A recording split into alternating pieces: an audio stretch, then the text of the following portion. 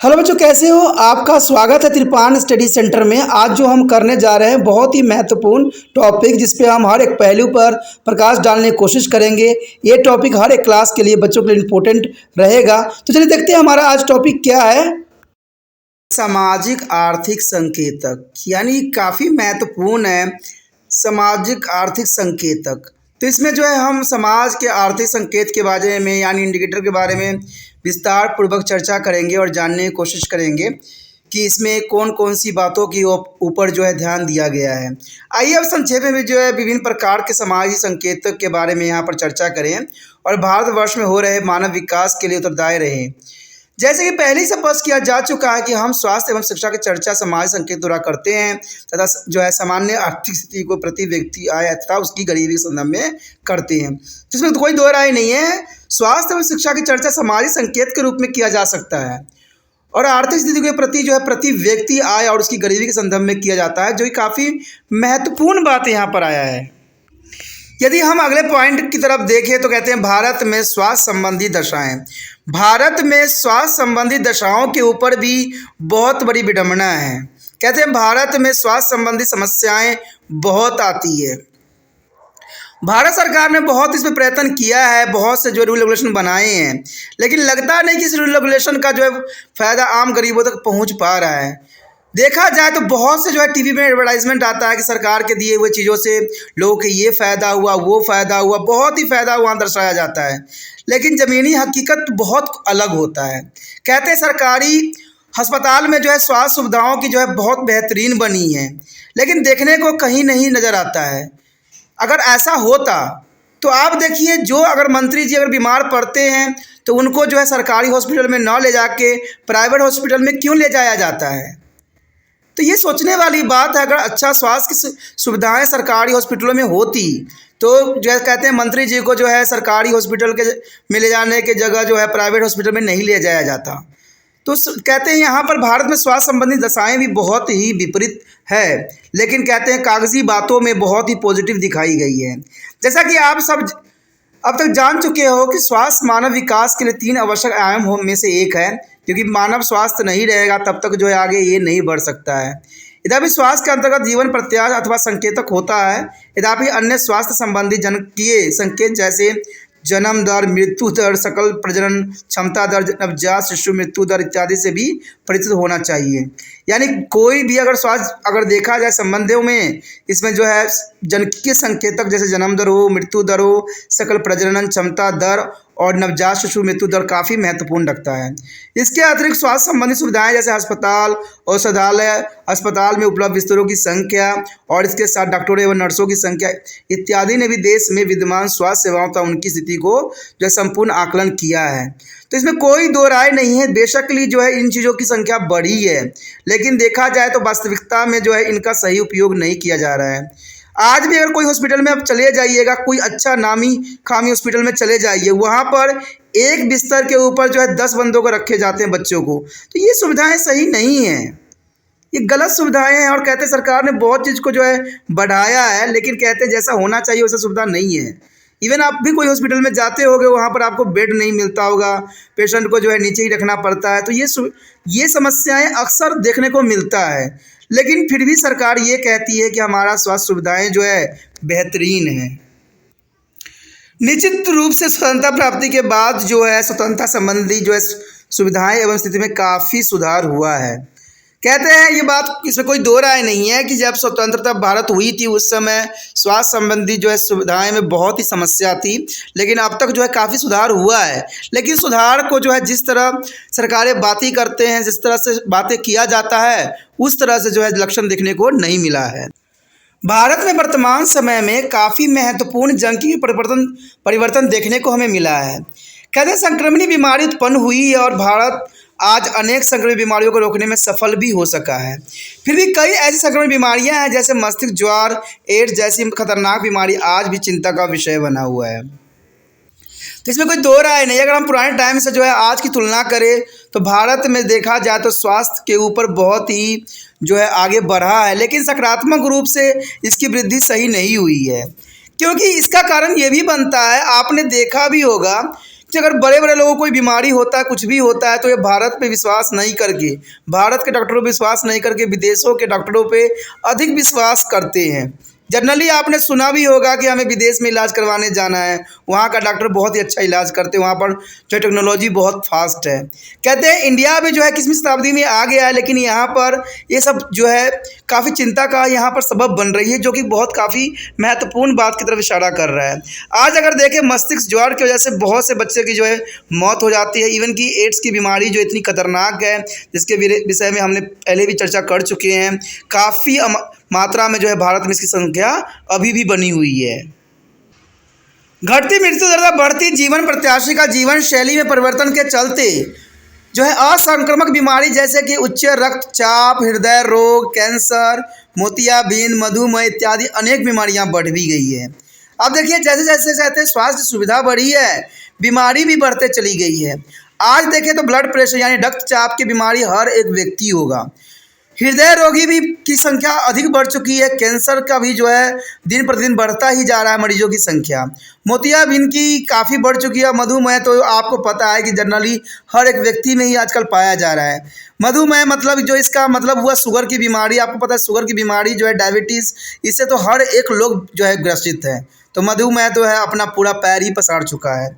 इसके अनेक बीमारियां बढ़ी है। HIV एड्स रोग ऊपर उल्लेखित सभी रोगों के ज़्यादा चुनौतीपूर्ण है, क्योंकि अभी तक इसका कोई इलाज संभव नहीं है। कहते हैं एड्स बीमारी इतनी भयंकर है कि इसका आज तक कोई इलाज नहीं निकला है, क्योंकि आपको पता है कि जो HIV वायरस होता है उस पर जो है प्रोटीन की बनी होती है, और हमारे शरीर में भी प्रोटीन का कितना महत्वपूर्ण स्थान है ये तो आप भली भांति जानते हो। तो इसके लिए जो है इसका बीमारियों को ख़त्म करना संभव नहीं है। अगर हम इसको प्रोटीन के लेयर को तोड़ेंगे तो हमारा बॉडी के ही प्रोटीन ख़त्म हो जाएंगे। तो इसलिए इसका जो है आज तक इलाज संभव नहीं हुआ है। दिसंबर 2005 तक भारत में एड्स HIV बीमारियों की पीड़ितों की संख्या करीबन कहते 52 लाख थी। आप देखिए 52 लाख कम नहीं होता है। 2005 के अनुसार, दिसंबर 2005 के अनुसार देखा जाए तो पूरे भारत में 52 लाख जो थे HIV एड्स से बीमारी से पीड़ित थे। और इस प्रकार अफ्रीका के बाद भारत विश्व का दूसरा सबसे एड्स पीड़ित जनसंख्या वाला देश बन गया। तो ये काफ़ी महत्वपूर्ण बात यहाँ पर दर्शाई गई है कि एड्स की बीमारी जो है भारत में जो है आए दिन अपना पैर पसारता जा रहा है। आखिर HIV एड्स अधिक क्यों पसार रहा है अपना कदम? कारण ये होता है, आपको पता है कि एड्स होने की क्या कारण हो सकती हैं। एक तो होता है असुरक्षित यौन संबंध बनाने से, यानी आप सेक्सुअल कांटेक्ट किसी से करते हो तो इससे एड्स बढ़ती है अगर वो HIV पॉजिटिव होता है तो। दूसरी बात है, अगर आप नाई के पास जाते हो, अगर वो दूसरे HIV एड्स वाले व्यक्ति को जो है अगर वो ब्लेड यूज़ किया है, अगर आपको भी वही ब्लेड यूज़ करता है तो एड्स होने की संभावना काफ़ी बढ़ जाती है। बच्चों को भी हो सकती है गर्भ के दौरान, इसलिए सरकार जो है HIV एड्स जो है मदर को हमेशा करवाती है। ठीक है, और भी कई कारण है, जैसे आपको पता है नशीला पदार्थ लेने के लिए जो है लोग जो है सुइयों का इस्तेमाल करते हैं। ठीक है, इंजेक्शन का इस्तेमाल करते हैं। जब वो इंजेक्शन अपने बॉडी में इंजेक्ट करते हैं, वही इंजेक्शन दूसरे व्यक्ति भी लगाते हैं तो उसको भी एड्स होने की उतनी ही संभावना बन जाती है। तो ये सब कारण थे HIV एड्स के जो है स्प्रेड होने का, फैलने का, जो कि काफ़ी महत्वपूर्ण है। बचने का उपाय तो यही है कि आप जो है यौन संबंध जो है न बनाए किसी से, जो आप अपने पति पत्नी हो तो उसी में वफादार रहें। तो ये काफ़ी महत्वपूर्ण रह जाता है। अगर आप नाई के पास जा रहे हो तो उसको हमेशा ये बात पे ध्यान रखो कि वो जो है नया ब्लेड चेंज किया है कि नहीं। तो कहते हैं अपनी सतर्कता ही जागरूकता का सबसे बड़ा सबब बन सकता है। ठीक है, अगर माँ गर्भवती है तो उसको HIV एड्स की जो है तत्काल चेकअप करवाया जाए। ठीक है, जिससे कि ये पता लग जाए अगर HIV एड्स है तो उसको प्रिकॉशन से जो है बच्चों को सुरक्षित किया जा सकता है। तो ये सब इंपॉर्टेंट बात है। और कहते हैं शराब जो बंदे जो है ड्रग्स लेते हैं, जो इंजेक्शन लेते हैं बॉडी में, वो ना ले तो ये सब चीज़ों से जो है बचा जा सकता है। लेकिन कभी भी जो गलतफहमी होता है HIV एड्स वाले व्यक्ति के साथ खाना खाने, हाथ मिलाने, सोने बैठने से कभी भी ये बीमारी नहीं फैलता है। ठीक है ना, क्योंकि ये भावनाएं लोगों को जो है और भी बीमार कर देता है। आपको पता है HIV एड्स व्यक्ति जो है काफ़ी दिनों तक जिंदा रह सकते हैं अगर उनका इम्यून सिस्टम तगड़ा रहे। तो कहते हैं अगर HIV एड्स हो जाने के बाद भी वो 10-20 साल तो आराम से जिंदा रह सकते हैं अगर उनका इम्यून सिस्टम तगड़ा हो। लेकिन HIV एड्स के नाम सुनते ही जो है व्यक्ति उनसे दूरियां बनाने लग जाते हैं, उनसे भेदभाव करने लग जाते हैं। तो इन कारणों से वो जो है समय रहते ही पहले ही मर जाते हैं, क्योंकि आपको पता ही है कि भेदभाव करेंगे तो उनसे दूरियां बनाएंगे, उनसे जो है भेदभाव करेंगे, तो ये सब कारण बनता है HIV एड्स पीड़ितों के लिए। कहते हैं उनको अब उस समय संभावना की ज़रूरत होता है, उनको प्यार की आवश्यकता होता है जो उनको नहीं मिल पाता है। UNAIDS के द्वारा हाल ही में किए गए अनुमान के अनुसार भारत में एड्स पीड़ितों की संख्या अफ्रीका से ज़्यादा हो गया है। यानी भारत में देखा जाए तो एड्स पीड़ितों की संख्या जो है अफ्रीका से ज़्यादा हो गया है, जो कि बहुत चिंता का विषय है।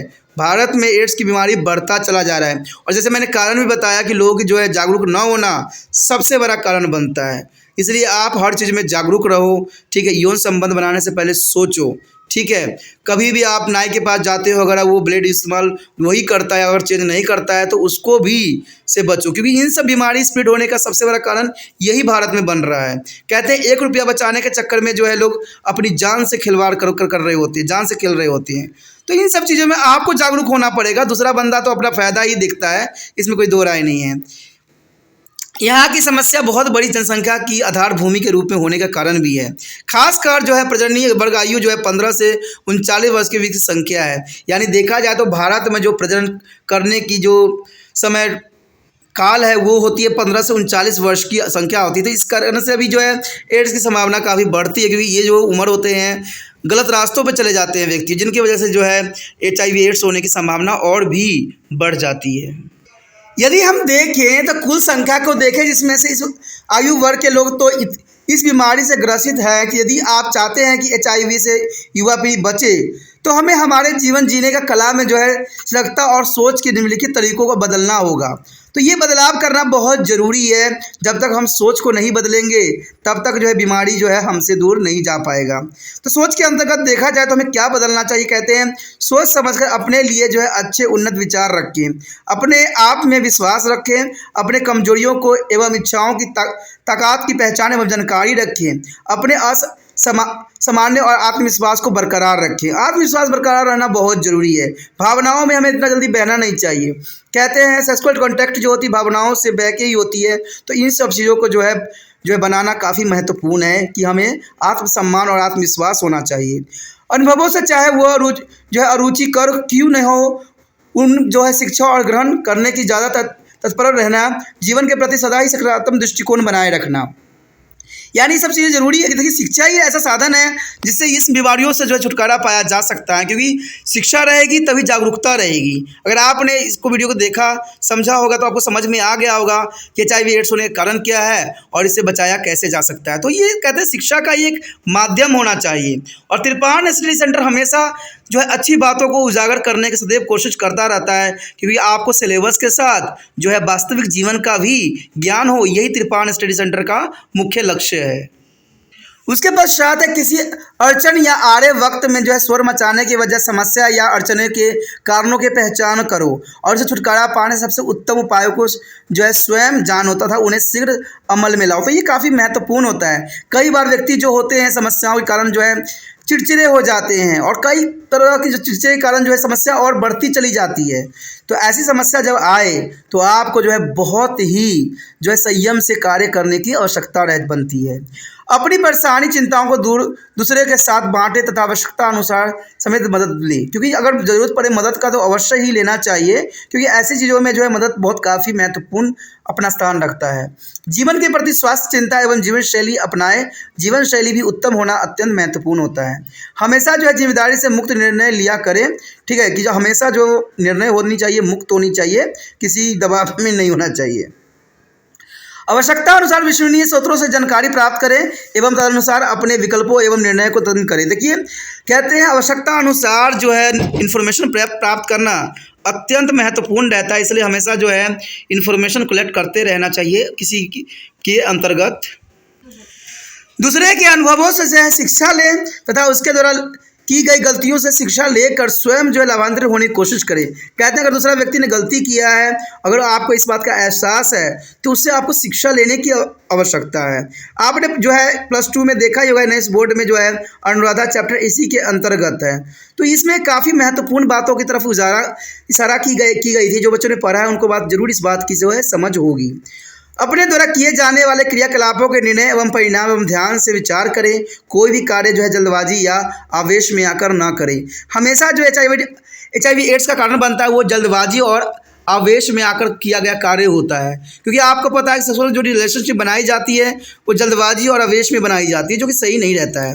अपने ऊपर हो रहे मानसिक तनाव अपने से बड़े जैसे माता पिता, अभिभावक, शिक्षक, मित्र एवं सलाहकार से चर्चा करें, उचित परामर्श ले तथा तनाव मुक्त प्रबंधन स्वयं करें। कहते हैं जो उम्र 15, 16, 17 साल की होती है वो बहुत ही संवेदनशील होती है और इस समय माता पिता का जो है काफ़ी दायित्व बढ़ जाता है और इस समय बच्चों को सही सलाह की आवश्यकता होती है। अगर माता पिता जो है काम में व्यस्त हैं तो आप अभिभावक से भी ले सकते हो परामर्श, शिक्षक से भी ले सकते हो, मित्र से भी ले सकते हो, लेकिन ऐसे मित्र से लेना जो आपकी हितैषी हो। ये नहीं कि आपको गलत रास्तों पर ले जाने वाले दोस्त हों, तो वो काफ़ी जो है खतरनाक यहाँ पर सिद्ध हो सकता है। हम उम्र व्यक्तियों के दबाव डालने पर भी गलत कार्य के लिए न कहने की हिम्मत रखें। यानी उम्र जो कहते हैं ना, हम उम्र व्यक्ति के दबाव आने, यानी इसमें मित्र की बात बताई गई है। अगर मित्र आपको कोई गलत रास्तों पे ले जा रहा है तो आप जो है मुश्किल से नहीं जाएं, जितना हो सके उससे बचने की कोशिश करें। क्योंकि अगर नहीं बचिएगा तो आने वाले जीवन में जो है बहुत ही दुखदायक परिस्थितियों से गुजरना पड़ सकता है, क्योंकि जोश में किया हुआ कार्य हमेशा ही गलत होता है। दूसरे की देखभाल तथा परानुभूति जैसे सद्गुण अपनाएं तथा उन व्यक्तियों के प्रति भी विशेष ध्यान एवं श्रद्धापूर्वक प्रेम भाव रखें जो HIV एड्स से पीड़ित है। ठीक है, जैसे कि जानलेवा बीमारी से ग्रसित है, तो आपको जो है HIV एड्स वाले बीमारी व्यक्तियों से मैंने कहा कि उनके साथ गलत कार्य करने यानी जो है सेक्सुअल कॉन्टैक्ट करने से ही बीमारी फैलती है, या नाई के द्वारा जो है सीजर यूज़ करने से होती है या इंजेक्शन से होती है। तो इन चीज़ यानी ब्लड कांटेक्ट होने से, कहते हैं किसी के साथ बैठने खाने से ये बीमारी नहीं होती है। तो अगर ब्लड कांटेक्ट ना हो किसी के साथ तो ये बीमारी से जो है हमेशा बचा जा सकता है। अति संवेदनशील मामले जैसे कि प्रजननशील स्वास्थ्य संदर्भ में उचित परामर्श लेने की आवश्यकता है। अगर औरत जो है प्रजनन कर रखी है तो उसको जो है स्वास्थ्य संबंधी सारी सलाहों लेने की आवश्यकता है और इस पर जो है जानकारी इकट्ठा करना भी काफ़ी महत्वपूर्ण रह जाता है।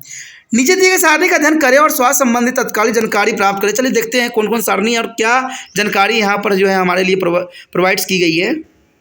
अब देखिए इस सारणी में भी काफ़ी महत्वपूर्ण बातों की तरफ जो है इशारा किया गया है कि कुछ चुने हुए स्वास्थ्य संबंधी संकेतक। अगर हम बात करें प्रति हजारों में जन्म दर तो कहते हैं 1951 में 40.8% थी, लेकिन वही 2003 में जो है प्रति हजार जन्म दर जो है 24.8% कम तो हुई है, लेकिन कहते हैं उतना कम नहीं हुई है। प्रति हजार में मृत्यु दर जो है आपको पता है 25.1 हुआ करती थी 1991 के दौरान, लेकिन आज जो है 8% हो गई, जो कि बहुत ही कम गई है। इसलिए जनसंख्या जो है अपनी चरम सीमा पर पहुंच गई है। नवजात शिशु यानी प्रति हजार मृत्यु दर जो थी 1951 में काफ़ी अधिक थी, यानी 146 बच्चे की मृत्यु हो जाती थी, लेकिन अब जो है ये 2003 में घटकर 60 रह गई है, जो कि काफ़ी महत्वपूर्ण है। चाहे आंकड़ा 2051 से 61 के बीच का हो, काफ़ी रहता है महत्वपूर्ण। फिर भी बच्चे के जो है 0 से 4 वर्ष में मृत्यु दर जो है प्रति हजार में देखा जाए तो 1951 में जो है 57.3 थी, लेकिन आज 2003 की बात करें तो इसमें जो है सिर्फ 17.8 की जो है रह गई, जो कि काफ़ी महत्वपूर्ण बात है। उसके पश्चात अगर हम बात करें कुल प्रजननशीलता की दर तो कहते हैं 1951 में जो सिर्फ इसमें 6% थी, लेकिन 2003 में जो है बदल के सिर्फ 3% रह गई, लेकिन ये आंकड़ा जो है 2001 के अंतर्गत बताई गई है, जो कि काफ़ी महत्वपूर्ण है। जन्म के समय प्रत्याशी जो है आयु दर के रूप में देखिए तो यहाँ पुरुष की संख्या जो है 37.2 है, जो कि अगर देखें हम 2003 के अंतर्गत तो कहते हैं 63.9 है, जो कि 2001 और 6 की गणना के अनुसार ये बात आती है। महिलाओं की अगर देखें तो 36.2 है। अगर हम पुरुषों की देखें तो ये बढ़ गई है, पुरुषों की महिलाओं में 66.9 हो गई है, जो 2001 और 6 की गणना बताई है। तो ये काफ़ी महत्वपूर्ण है, जो कि बदलाव यहाँ पर देखने को मिला है। कहते हैं घटी तो है, लेकिन बहुत ही चिंता का विषय भी बनाई है। हमें विश्वास है कि आपने सारणी में दिए आंकड़ों के ध्यान से पढ़ा और समझने की कोशिश किया होगा कि किस प्रकार जो है अभी बदलाव हुआ है। जैसा कि हमने पहले बताया है कि स्वास्थ्य संबंधी सभी संकेतक में महत्वपूर्ण सुधार हुआ अवश्य है, फिर भी अपेक्षित एवं प्रत्याशित परिणाम नहीं मिल पाए हैं। जो हमने अपेक्षा किया था, जो हमें चाहिए, वो परिणाम आज तक नहीं मिला है। जैसे कि जन्म दर को उम्मीद को अनुसार घट नहीं पाए हैं। जन्म दर बढ़ता ही जा रहा है, जिसकी वजह से जनसंख्या भारत का 2023 के अंतर्गत देखें तो ये चीन को भी पीछे छोड़ के नंबर 1 बन गया है। तो ये काफ़ी महत्वपूर्ण बात की तरफ जो है इशारा कर रहा है कि भारत की जनसंख्या दिन पर दिन बढ़ता ही जा रहा है। और ये देखा जाए तो ये अशिक्षितता का ही सबसे बड़ा सबब बन सकता है। बेसिकली हम कहते हैं कि जो लोग पढ़े लिखे हैं, लेकिन पढ़े लिखे की मुझे नहीं लगता कि काफ़ी पढ़े लिखे हैं, क्योंकि जनसंख्या जिस तरह बढ़ रही है काफ़ी जो है इस तरफ इशारा कर रहा है। इसी प्रकार नवजात शिशुओं की मृत्यु दर तथा सकल प्रजननशीलता के दरों में अपेक्षित कमी नहीं आ पाई है। तो ये भी काफ़ी महत्वपूर्ण है। अभी भी जो है जैसा हमने चाहा वैसा जो है शिशुओं की मृत्यु दर में कमी नहीं आई है। दूर दराज ग्रामीण इलाकों में जहां स्वास्थ्य सेवाएं करीब करीब ठप पड़ी रहती है, उन क्षेत्रों के लिए सतत प्रयास द्वारा सेवाएं प्रदान करना आज भी बहुत बड़ी आवश्यक है। तो इसमें कोई दो राय नहीं। बेशकली मैं इस बात के लिए भी सहमत हूँ यहाँ शब्दों से कि स्वास्थ्य अगर सेवाओं की बात करें तो ग्रामीण क्षेत्र में बिल्कुल ही न के बराबर ही है। कहते हैं सरकार बेशकली शहरों में तो है हर कदम पे डिस्पेंसरी खोल रखी है, लेकिन गाँव में जो है कोई डिस्पेंसरी कोई भी स्वास्थ्य केंद्र नहीं है। कहते हैं कोई व्यक्ति को कुछ प्रॉब्लम आ जाता है तो उसको कम से कम 100-200 किलोमीटर जाना पड़ता है और जाते जाते उसकी जो है रास्तों में मृत्यु हो जाती है। तो इसमें कोई दो राय नहीं है। आज भी जो है ग्रामीण सेवाओं में सरकार पिछड़ रखी है। बेसिकली सरकार ये बात पे जो है अपनी पीठ थपथपा रही है कि हम तो स्वास्थ्य सुविधाओं को जो है बहुत उत्तम कर लिए हैं, लेकिन ज़मीनी हकीकत देखा जाए तो ऐसा कुछ भी नहीं है। आज भी जो है ग्रामीण लोग इसी चीज़ों से जो है काफ़ी परेशान रहते हैं। यदि इन्हीं बातों को अगर इन सारणी में हम समझने की कोशिश करें तो आपको इस बात को बिल्कुल ही समझ से परे नहीं रहेगा कि भारतीय स्वास्थ्य सेवाएं सुविधाएं जो 1951 से 2004 तक हुई है, काफ़ी वृद्धि देखने को मिला है। लेकिन देखा जाए एक बार न्यूज़ में दिखाया जा रहा था कि उत्तर प्रदेश के एक क्षेत्र था, वहाँ पर एक डिस्पेंसरी थी। वहाँ पर वो बंदे लोग वहाँ के बता रहे थे कि यहाँ पर तो कभी डॉक्टर साहब तो आते ही नहीं हैं, इसलिए हम जो है यहाँ पर गाय भैंस को बांधते हैं, यानी डिस्पेंसरी में जो है गाय भैंसों को बांधते हैं। और ये सिर्फ न्यूज़ पे चल रही थी, क्या सरकार को ये बात दिखी नहीं होगी? वो भी इलेक्शन के टाइम था। तो ऐसा ही जो है गांव के क्षेत्रों में हमेशा देखने को मिलता है। जहां पर स्कूल होता हुआ गाय भैंस बांधे जाते हैं, जहां पर डिस्पेंसरी होती है वहां पर गाय भैंसों को बांधा जाता है। कहते हैं डॉक्टर तो वहां पर सिर्फ पैसे के लिए उनका नाम वहां पर रजिस्ट्रेशन करने के लिए आते हैं, सिर्फ आते हैं, साइन करते हैं, चले जाते हैं अपने निजी क्लिनिक में। और ये कोई आम बात नहीं है, तो जर्नल सी बात है, शहरों में भी देखने को मिलता है कि डॉक्टर साहब जाते हैं हॉस्पिटल में साइन करके चले आते हैं और अपने डिस्पेंसरी में अपना कार्यभार संभाल लेते हैं। और ये सरकार को भी इस बात को पता है, बिल्कुल ही सरकार इस बात से अनभिज्ञ नहीं है। सरकार को इस बात का पता है, लेकिन सरकार जो उनको पता है कि भाई सबसे अगर हम पंगा लेते रहे तो हमें इलेक्शन में जिताएगा कौन। तो यही जो जीतने की जो लालसा है हमारे देश की स्वास्थ्य सेवाओं को जो है बिल्कुल ही बिगाड़ के रख दिया है।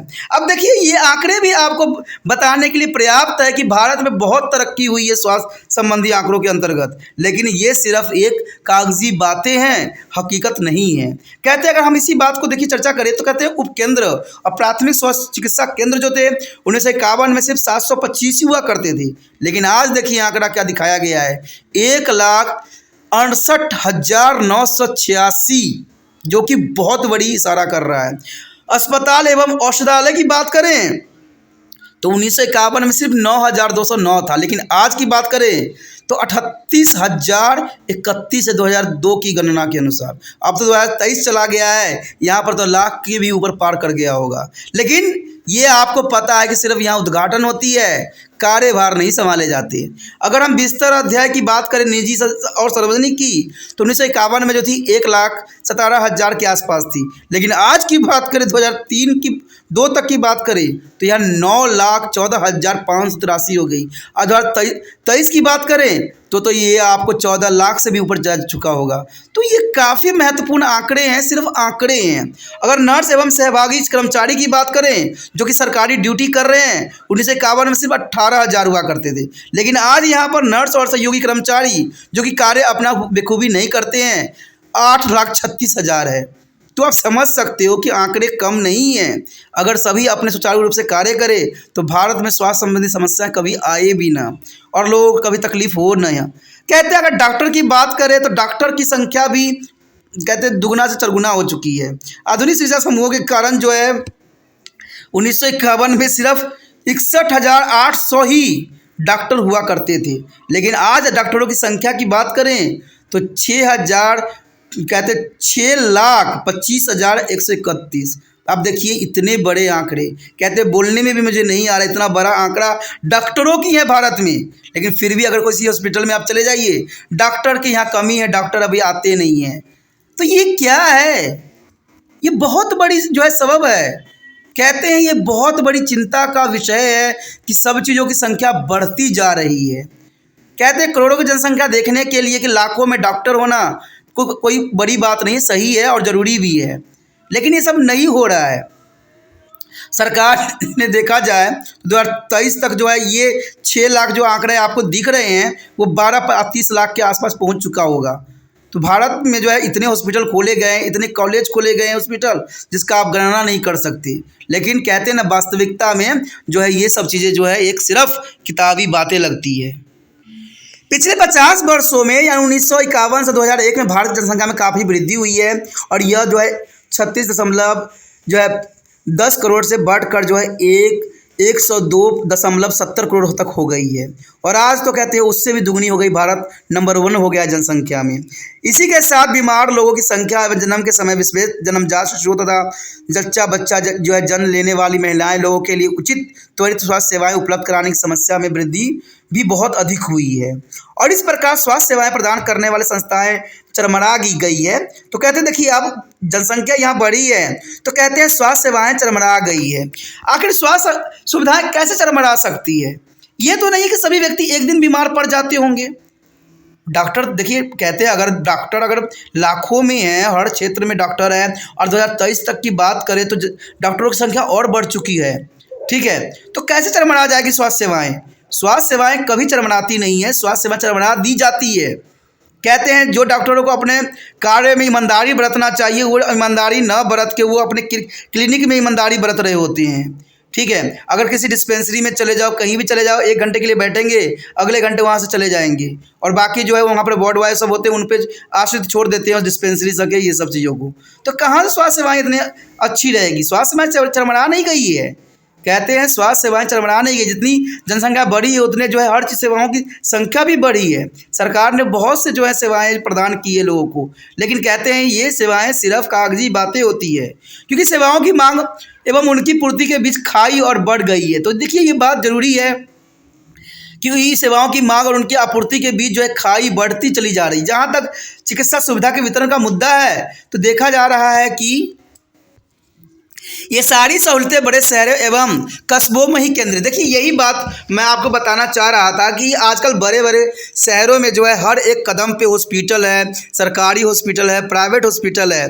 ठीक है, तो वहाँ पर बहुत सारे बेड हैं। जो आपने यहाँ बेड की संख्या देखी 14,000 के आसपास, वो सिर्फ सारे शहरों में ही है, जो कि सरकार को ये गांव में भी लगाना चाहिए। आपको पता है कि 70% से भी अधिक जनसंख्या गांव में निवास करती है, लेकिन गांव को लिए क्या मिलता है? कुछ नहीं मिलता है। वहाँ पर तो 2-2, 3-3 गांव में देख लीजिएगा, एक हॉस्पिटल का नामो निशान तक भी नहीं है। जितने भी हॉस्पिटल सब हैं सब शहरों में ही बसे हुए हैं। तो गांव के बंदे कहाँ जाएंगे? रात्रि में बीमार पड़ेंगे तो क्या करेंगे? गाड़ी स्टार्ट करेंगे, रास्ते में ही दम तोड़ देंगे, शहर तक तो पहुँच ही नहीं पाएंगे। तो सरकार इस बात के लिए कभी भी जोर नहीं देती है और कभी भी इस बात के ऊपर सोचती नहीं है, लेकिन सोचने की आवश्यकता है। तो यही बात है कि बहुलक जो है सहूलतें बड़े शहरों एवं कस्बों में ही केंद्रित है, जबकि सुदूर ग्रामीण अंचल आज भी सुविधाओं से वंचित है।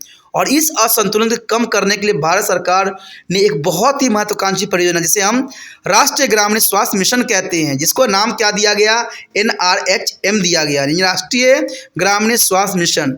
अब देखिएगा ग्रामीण स्वास्थ्य मिशन जो है कितना प्रफुल्लित हुआ है और किस किस गाँव में जो है अच्छे स्वास्थ्य सेवाएँ प्रदान की गई है। शायद इक्का दुक्का सिर्फ उद्घाटन के टाइम ही इसको उद्घाटन किया गया होगा, लेकिन उद्घाटन के बाद ना तो वहाँ पर डॉक्टर साहब भेंट होते हैं, ना उनका मुजालिम जो वहाँ पर कोई भेंट होता है। तो ये बहुत काफ़ी महत्वपूर्ण बात है।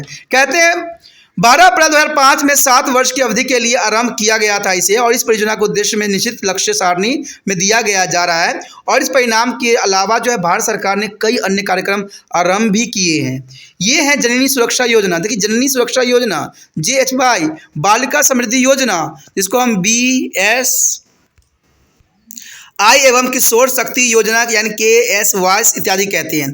तो सब कहते हैं भारत सरकार के द्वारा बहुत सी योजनाएं चलाई गई है जो कि सुनने में कल्याणकारी लगती है, लेकिन कहते हैं कल्याणकारी तब बनती है जब आम गरीबों तक ये सुविधाएं पहुंच जाती है। अगर आम गरीबों तक ये सुविधाएं नहीं पहुंचती है तो सिर्फ ये किताबी बातें रह जाती है, सिर्फ ये जो है किताब बातों में ही अच्छा लगता है लेकिन वास्तविकता में नहीं लगता है।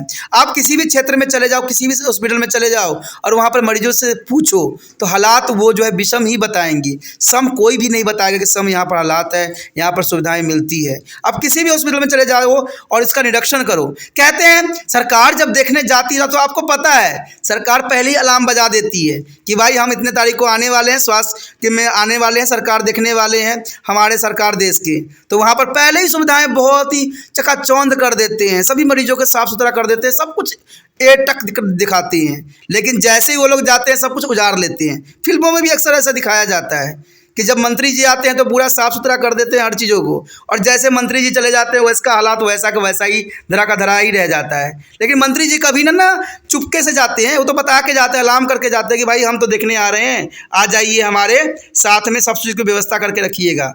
तो यही तो विडंबना है भारत की कि ये दिखावा क्यों, जो सच्चाई है ज़मीनी हकीकत में दिखाइए ना, जो मंत्री लोगों को भी पता चले कि क्या स्वास्थ्य सुविधाएं। और इस बात को मैं जानता हूं कि मंत्री से को भी पता है, ये बात पूरी है कि कैसा स्वास्थ्य सुविधाएं हैं, लेकिन कहते हैं ना वो क्या करेंगे ये जान के, कहते हैं उनको तो सिर्फ अच्छी बातें ही अच्छी लगती है। इवन कि अगर सड़कों पे भी जाइएगा ना तो सड़क जब वो मंत्री जी निकलते हैं तो पूरा सड़क को सजा देते हैं अच्छे से, लेकिन जैसे ही आप देखिएगा उससे पहले हालात देखिएगा तो कहते हैं उस पर जाना भी दुश्वार हो जाता है इंसानों का।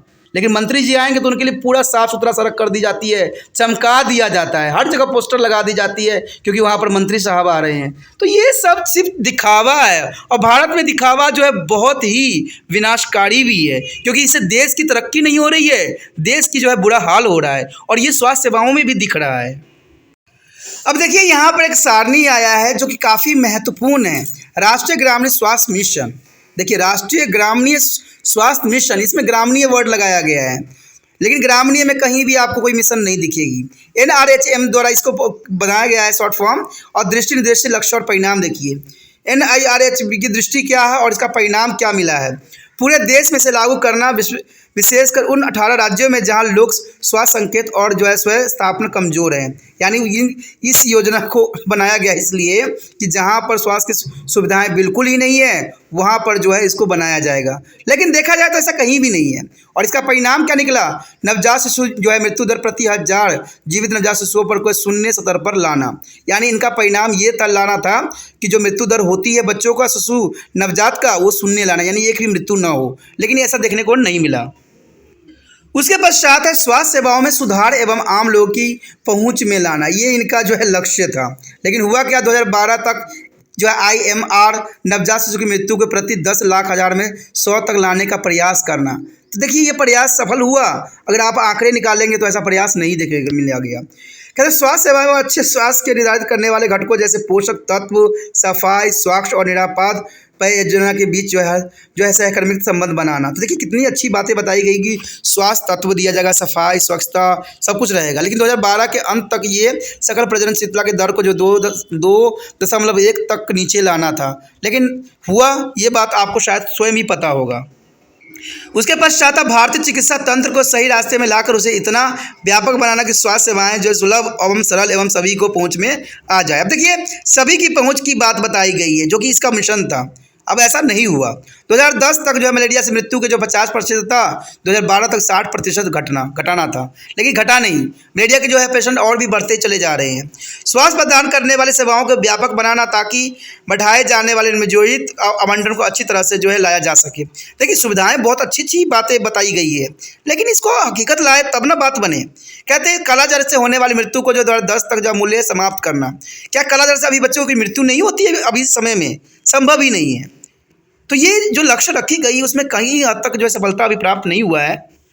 और भी इस मिशन का जो कार्य था योजना क्रियाओं में समुदाय को शामिल कर उनकी भागीदारी सुनिश्चित करना। देखिए योजना की प्रक्रिया में समुदाय को भी सम्मिलित करना, ये बात इसमें मुख्य रखी गई। और जो कहते हैं फलेरिया रोग को जो है 2010 तक जो है 70% और 2012 तक 80% घटाना। कहते हैं फलेरिया जो है एक ऐसा बीमारी है जो मच्छरों काटने से ही होता है, और ये पैर जो होती है सूज जाती है। यानी फिलेरिया जो है एलिफेंटस भी कहते हैं इंग्लिश में इसको, और ये हाथी पैर भी कहते हैं। तो हाथी पैर जैसा हो जाता है, और कहते हैं जो है 15 इसके समूल समाप्त करना था, लेकिन ऐसा नहीं हुआ। आज भी फिलेरिया के जो है बहुत से व्यक्ति आपको दिख जाएंगे, और बहुत से क्या, अगर इसका आंकड़े निकालिएगा तो ये लाखों करोड़ों में जाएंगे। तो इसमें कोई दो राय नहीं है। आधारभूत संरचनाओं को प्रशांत करना ये उद्देश्य था, लेकिन डेंगू बीमारी की मृत्यु को जो है 2010 तक जो है 50% घटना, तो इसी स्तर पर जो 2012 तक जो है लगातार रखना। तो ये देखिए, आज भी डेंगू की जो समस्या है वो बढ़ती ही चली जा रही है, लेकिन डेंगू की समस्या जो है लोगों की गलतियों से ही होती है, इसमें कोई दो राय नहीं है। उसके पश्चात है क्षमता विकास का धर्म में सहायता करना। तो इसमें जो है मोतियाबिंद का ऑपरेशन बढ़ाकर जो है 40 लाख प्रति वर्ष करना। तो ये मोतियाबिंद जो है काफ़ी महत्वपूर्ण रहता है। जो आइस की जो है क्षमता खत्म हो जाती है, देखने को धुंधली हो जाती है, तो इसको सरकार ने जो है इस पर काफ़ी प्रोत्साहित कार्य किया, जो जरूरी भी था। उसके पश्चात है ज्ञान सूचक। देखिए, कहते हैं सुविदिता का ज्ञान ऐसी शक्ति है जो मानव को कई प्रकार से शक्तिमान बना देती है।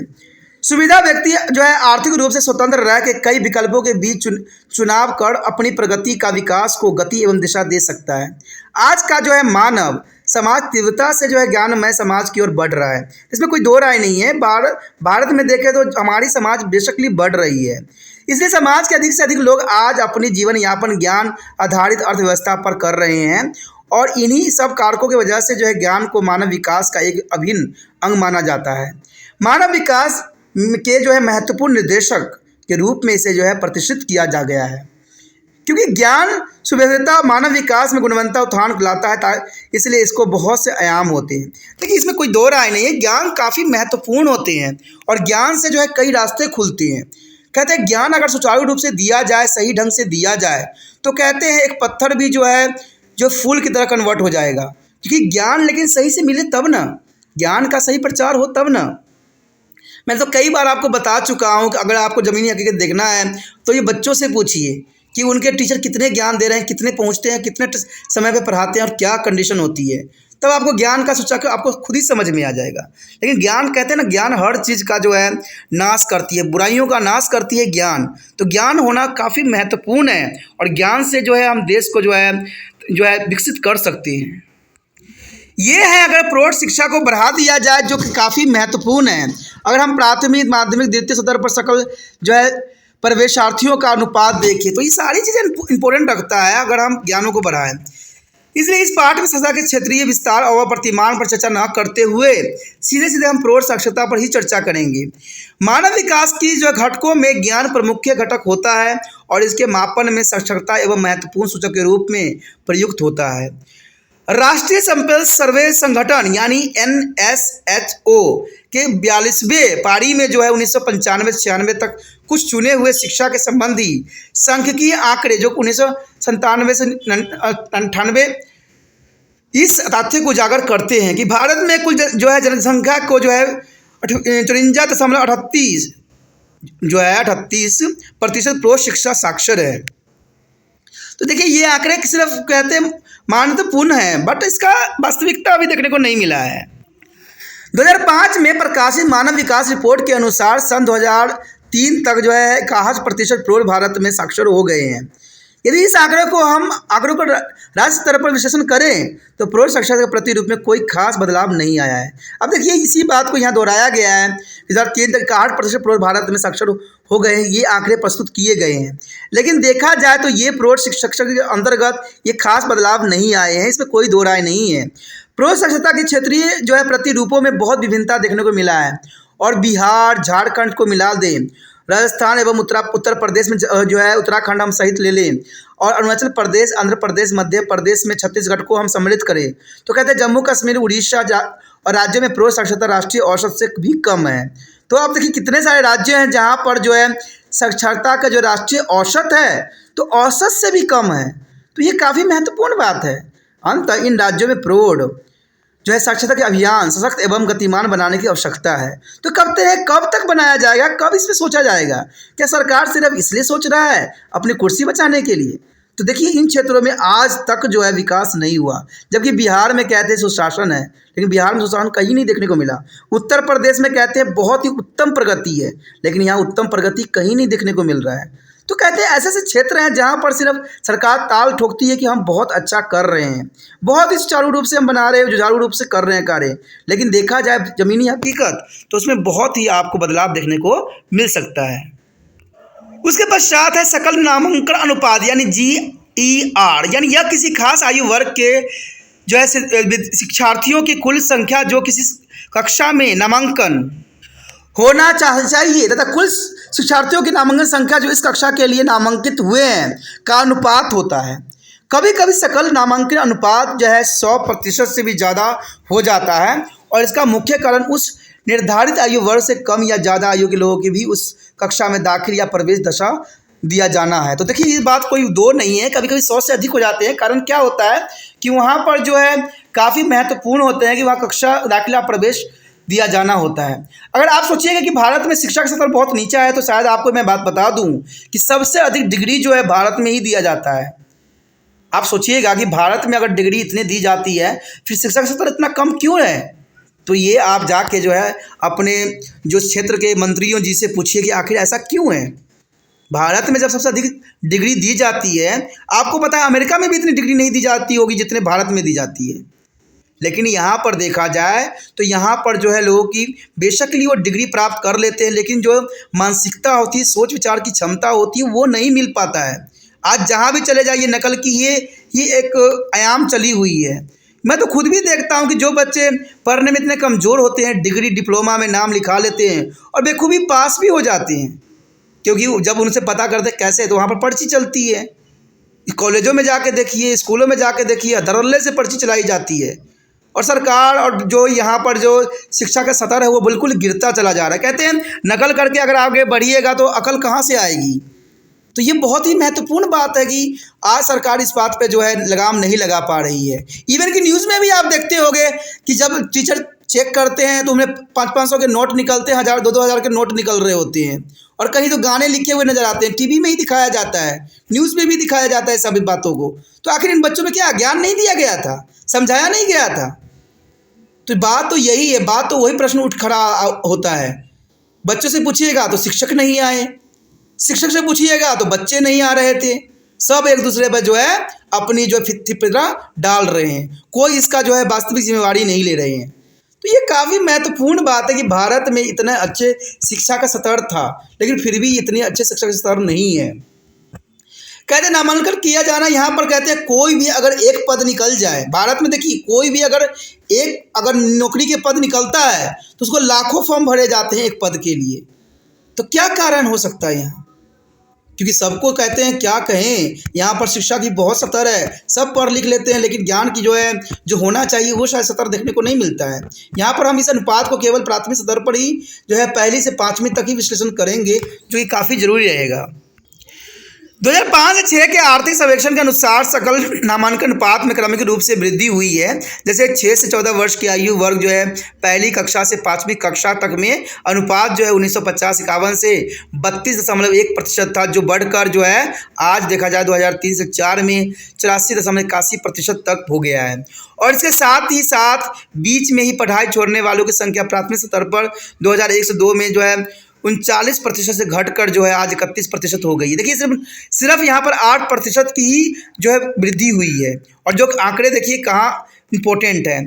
विभिन्न राज्य केंद्रीय शासित क्षेत्रीय राज्यों में प्राय रिपोर्ट के अनुसार स्कूल छोड़े हुए छात्रों की जो है 2001 से 2005 तक संख्या 2005 में 3 करोड़ 20 लाख से घटकर जो है 95 लाख हो गई है। कहते हुई तो है, क्यों हुई है? क्योंकि आजकल पढ़ाई लिखाई में बहुत ढील दे दी गई है। कहते हैं अगर आप सिलेबस को भी ध्यान दोगे तो आप कहते हैं 2001 तक की बात करो और 2023 तक की बात करो, सिलेबस तो सरकार ने आधे कर दिए हैं, आधे से भी आधे कर दिए हैं, क्योंकि उनको पता सरकार को है इस बात के ज्ञान कि बच्चे के आज दिमाग जो है बिल्कुल सॉफ्ट हो गई है चीज़ की तरह, क्योंकि आज ज्ञान की सतर बढ़ ही नहीं रही है। आज तो सरकार ने सिर्फ बच्चों के लिए सुविधा बना दिया है, थोड़े से चैप्टर रहते हैं, थोड़े ही चैप्टर में वो लोग क्या करें, नकल करें, अकल डाले, क्या डालें, रट लेते हैं और रटे हुए चीज़ कभी भी ज्ञान का जो है प्रतीक नहीं बन सकता है। तभी तो यहाँ पर जो है छात्रों की संख्या बढ़ती चली जा रही है, क्योंकि उनको शिक्षा दर को बढ़ाना। लेकिन शिक्षा, अच्छा एक बात बताइए, शिक्षा का स्तर बढ़ाने का क्या मतलब है जब बच्चे के अंदर लिखने पढ़ने की समझ ही ना हो? आज कई क्षेत्र में चले जाइए, कहीं जगह जो है आप आकलन कीजिए, अच्छे अच्छे पढ़े लिखे व्यक्ति जो होते हैं, 12वीं पास होते हैं, चाहे वो होते हैं, उनको एक पत्र तक लिखने नहीं आता है। ये बहुत बड़ी समस्या है। परंतु 95 लाख स्कूल छोड़े छात्रों की संख्या अब भी प्राथमिक स्तर पर काफ़ी चौंकाने वाली चिंता का विषय है। यहाँ तो 95 लाख की बात की जा रही है। कहते हैं छोड़ तो बेशक लिए बच्चों ने दिया है कक्षा, लेकिन उनमें ज्ञान का नहीं है प्रसार। पहले के समय में अगर देखा जाए, जो पहले की बात किया जाए, तो 5वीं क्लास के बच्चे जो होते थे काफ़ी इंटेलिजेंट होते थे, काफ़ी समझ वाले होते थे। पहले के समय में अगर देख लीजिए, आप अपने दादा परदादा से ही आप बात कीजिए, उन पे देखिए कितना ज्ञान का जो है स्तर ऊँचा है। लेकिन आज MA BA पास वाले व्यक्ति भी वो कार्य करके नहीं दिखा पाते हैं जो पुराने समय के 5वीं क्लास के बच्चे हुआ करते थे।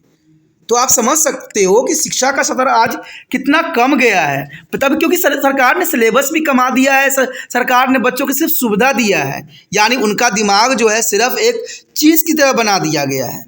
ये मैंने जो है पंजाब यूनिवर्सिटी के बुक जो है BA वाले बच्चों के इंग्लिश का बुक है, उसमें सारी बात जो है लेखक ने बहुत ही विस्तार पूर्वक वहाँ पर बताया है कि बच्चों का जो दिमाग उन्होंने सॉफ्ट कर दिया है हर जगह से। आज टीवी, इंटरनेट, ये सब चीज़ों से बच्चों का दिमाग सॉफ्ट हो रहा है।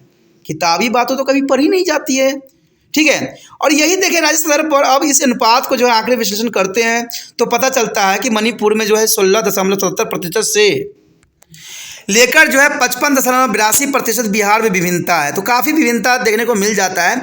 मणिपुर में 66.70% से जो लेकर बिहार में जो है 55.82% है।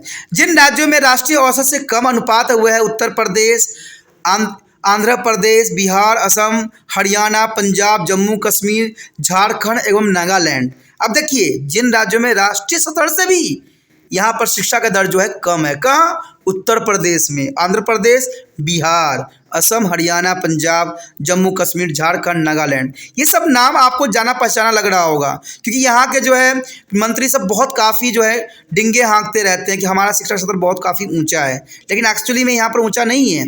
शिक्षा में नामांकन की संख्या विशेष रूप से निचले स्तर पर सुधारने के लिए तथा प्रौढ़ व्यक्तियों के अशिक्षित रखने की संख्या घटाने के लिए भारत सरकार ने कई नए कार्यक्रम आरंभ किए हैं। साथ ही साथ मौजूदा कार्यक्रम को और अधिक सशक्त एवं क्रियाशील करने की पहल भी की गई है, लेकिन शिक्षा का दर जो है बढ़ नहीं रहा है। उसके पश्चात है आर्थिक सूचक, यानी पैसे के अंतर्गत मानव विकास की अवधारणा में आर्थिक वृद्धि एवं उत्पादकता को महत्वपूर्ण स्थान दिया गया है। आर्थिक विकास मानव के विकास में शिक्षा एवं स्वास्थ्य के अलावा प्रगति के सोपान में भी चढ़ने का एक जो है माध्यम भी है। आर्थिक समृद्धि की सूचकांकों में सकल घरेलू उत्पाद, सकल राष्ट्रीय उत्पादन, प्रति व्यक्ति आय इत्यादि काफ़ी महत्वपूर्ण आते हैं। कहते हैं यहाँ हम केवल प्रति व्यक्ति आय सूचक पर ही चर्चा करेंगे जो कि काफ़ी महत्वपूर्ण रहेगा। कहते हैं अगर देखा जाए तो 2005 से 2006 के आर्थिक सर्वेक्षण के अनुसार प्रति व्यक्ति आय जो थी 1950-51 में 3,684 रुपये थी, जो बढ़कर देखा जाए 2004 से 5 में 19,649 रुपये हो गई। तो ये काफ़ी महत्वपूर्ण है कि प्रति व्यक्ति आय में काफ़ी वृद्धि हुई है। यद्यपि यह वृद्धि जो है महत्वपूर्ण एवं मनभावना है, परंतु इसमें क्षेत्रीय स्थानीय स्तर पर काफ़ी असमानताएं हैं। देखिए बेशक यहाँ पर 19,000 दिखाई गई है, लेकिन ये आगे यही बात लिख दी गई है कि ये मन भावना है, परंतु इसमें क्षेत्रीय और स्थानीय स्तर पर काफ़ी असमानताएं देखने को मिलता है। इतना ही नहीं, शहरी और ग्रामीण इलाकों में भी प्रति व्यक्ति आय में असमानताएं काफ़ी झलकती है। और यहाँ तक गरीबी रेखा से नीचे के सबकों में प्रति व्यक्ति आय में भी बहुत विभिन्नता एवं असमानताएं दिखती है। कहते हैं ना, सरकार सिर्फ आंकड़ा प्रस्तुत करती है, वास्तविकता प्रस्तुत कभी नहीं करती है। गरीबी न केवल आर्थिक जो है प्रतिभास घटना है, अतुल असामाजिक एवं मनोवैज्ञानिक वचनना भी यह है, यानी वचनना भी है ये। और यह निम्न जीवन स्तर में कुपोषण, निम्न जो है मानवीय विकास इत्यादि से प्रतिबंधित भी होती है। योजना आयोग के अनुसार देखा जाए तो 1999 से 2000 में गरीबी रेखा के नीचे रहने वाले लोगों की संख्या जो थी 26.10% थी। इसमें से जो है 27.9% ग्रामीण क्षेत्र में तथा 23% शहरी क्षेत्र में थी। अब देखिए ग्रामीण क्षेत्र में देखा जाए और शहरी क्षेत्र में तो कोई विशेष अंतर आपको देखने को नहीं मिलता है, क्योंकि 27% ग्रामीण में है और 23% शहर में है। तो इसका मतलब है कि दोनों क्षेत्रों में एक जैसा ही है। कहते हैं जहाँ ग्रामीण क्षेत्र में गरीबी के मुख्य कारण लोगों की जो है भूमिहीन एवं जो है सीमांताएं किसान होना बताया गया है, वहीं शहरी क्षेत्र में गरीबी जो है मिलियन बस्तियों में रहने वाले लोगों में दृष्टिगत होती जा रही है। कहते हैं उड़ीसा, बिहार, झारखंड सहित मध्य प्रदेश, छत्तीसगढ़ सहित उत्तर प्रदेश, उत्तराखंड सहित भारत के सभी पूर्व के सभी राज्य जो है विलास, मिजोरम एवं पश्चिमी बंगाल ऐसे राज्य हैं जहाँ गरीबी रेखा से नीचे रहने वाले की जो है प्रतिशत राष्ट्रीय औसत से भी नीचे है। अब देखिए कितनी महत्वपूर्ण बात को दर्शाया गया है। कहते हैं अगर किसी भी क्षेत्र में चले जाओ, चाहे आप इन सारे उत्तर प्रदेश, मध्य प्रदेश, झारखंड, उड़ीसा, बिहार, पश्चिम बंगाल में चले जाओ, तो यहाँ पर जो है अगर बातें किया जाए तो कहते हैं बहुत ही बेस्ट कंडीशन यहाँ पर है, गरीबी उन्मूलन हुआ है। लेकिन औसत कहते हैं औसत से भी नीचे है। तो ये काफ़ी महत्वपूर्ण बात है कि यहाँ इस क्षेत्रों में जो है गरीबी की रेखा से नीचे रहने वालों की संख्या काफ़ी अधिक है। तो ये काफ़ी महत्वपूर्ण बात की और यहाँ पर बात बताई गई जो कि ज़रूरी भी है। तो इसी के साथ हमारा इस चैप्टर का जो ये पॉइंट जो है ख़त्म हो जाता है, जो कि काफ़ी महत्वपूर्ण है। अगला पॉइंट और भी महत्वपूर्ण है, इसके बारे में हम अगले टॉपिक में करेंगे और जानने की कोशिश करेंगे हर एक विषय के ऊपर। अगर आपको ये सिलेबस अच्छा लगा, समझ में आया, अच्छा ज़रूरी था, तो जितना हो सके इस वीडियो को शेयर करना है। और शेयर करने के लिए कुछ नहीं करना है, यूट्यूब से लिंक को कॉपी करना है और व्हाट्सएप स्टेटस पे लगा देना है। देखिए अगर जब तक इस वीडियो को नहीं दूसरे बच्चों तक पहुंचाइएगा, वो भी ज्ञानों से अनभिज्ञ रह जाएंगे। और कहते हैं कुछ बातों से अनभिज्ञ रहना जीवन में बहुत कठिनाइयाँ करता है, क्योंकि आपने एक पोएम इंग्लिश का पढ़ा होगा, रोड नोट टेकन। कहते हैं जो कार्य जहाँ पर अच्छा लगता है वहीं पे वो कार्य करना जरूरी होता है। अभी आपकी ज़रूरत है कि जितना हो सके वीडियो को शेयर करने की। कहते हैं अगर नहीं कीजिएगा तो हो सकता है आने वाले समय में आपको ही इसके बारे में जानना पड़ जाए। तो ये ज़रूरी होता है कि जितना हो सके शेयर कीजिए। कभी कभी शेयर करके आप तक भी वो वीडियो पहुंच जाता है और जो वीडियो ज़रूरी होता है वो आपको मिल जाता है। ठीक है, अगर पहली बार वीडियो देख रहे थे तो चैनल को अवश्य सब्सक्राइब कर लीजिए, क्योंकि सब्सक्राइब नहीं कीजिएगा तो आने वाला वीडियो का नोटिफिकेशन भी प्राप्त नहीं हो पाएगा। ठीक है, बाद में कोई टॉपिक का रिसर्च कीजिएगा तो शायद दूर दूर तक तिरपान स्टडी सेंटर नज़र ना आए, इसलिए अभी सब्सक्राइब कर लीजिए, सोचिए नहीं और अपने मोबाइल में सेव कीजिए। जैसे ही मोबाइल में आप सेव कर लीजिएगा, आपको होम पेज मिल जाएगा जहाँ प्लेलिस्ट होगा, वहाँ पर सारे वीडियो हैं। ठीक है, चाहे आप चैप्टर के अंतर्गत देखें, चाहे सिलेबस के अंतर्गत देखें, चाहे आप क्लास के अंतर्गत देखें, सारे वीडियो जो है विद्यमान है और सारे वीडियो आपके लिए बहुत ज़रूरी भी है। ठीक है, और अगर आप कुछ शिकायत है, आपको कुछ कहना चाहते हो, कुछ बताना चाहते हो, कुछ विचार रखना चाहते हो तो कमेंट अवश्य कीजिए।